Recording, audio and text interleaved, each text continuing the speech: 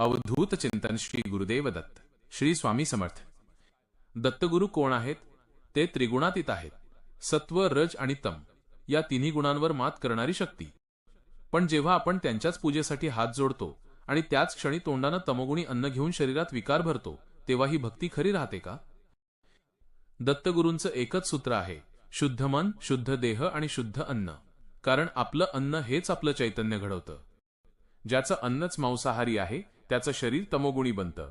तमोगुण म्हणजेच आळस, क्रोध, वासना, रोग, दुःख। आणि मग तुम्ही म्हणता मी दररोज दत्तगुरूंचं नाम घेतो तरीही त्रास कमी होत नाही।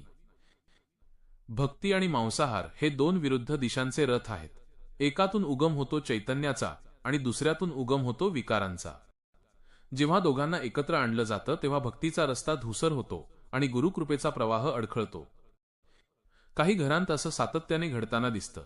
पूजा केली जाते पण शांती नाही, उपासना होते पण आशीर्वाद वाटत नाही, नामस्मरण चालू असतं पण मन सतत अशांत।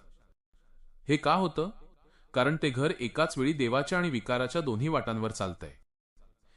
दत्तगुरूंची कृपा म्हणजे एक चैतन्यमय लहरींचा झरा, पण त्या लहरी पोहोचण्यासाठी हव्या असतात शुद्धता, सात्विकता आणि संपूर्ण समर्पण। मांसाहार असतो तमोगुणाचं द्वार आणि दत्तभक्ती असते परमात्म्याशी जोडणारी नळी। तुम्हीच ठरवा, अंधाराच्या दाराशी दिवा लावून प्रकाश मिळतो का? दत्तगुरू प्रेम करतात पण शुद्धतेवर त्यांचा आंधळा विश्वास आहे। जिथं भक्तीच्या नावाखाली मांसाहार चालतो तिथं कृपेच्या वाटा अडथळ्यांनी भरतात। म्हणूनच जर तुम्हाला खरंच दत्तगुरूंची कृपा हवी असेल तर आधी शरीर आणि मन शुद्ध करा, अन्न सात्विक करा। कारण जेवढा सात्विकपणा तेवढं गुरुकृपेचं सामर्थ्य।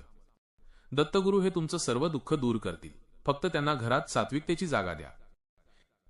मित्रांनो, आशा करतो हा व्हिडिओ, ही माहिती तुम्हाला आवडली असेल।